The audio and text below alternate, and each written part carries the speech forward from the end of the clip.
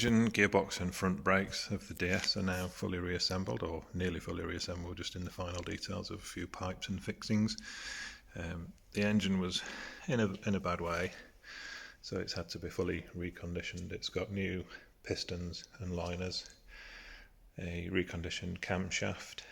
The crankshaft needed to be reground because it had scoring marks on there, and a lot of the ancillaries on the engine have been changed as well. The carburettor's been fully reconditioned,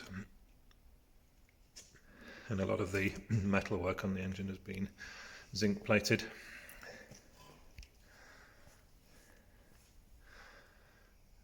So that's ready to be reinstalled back into the car once the body is ready.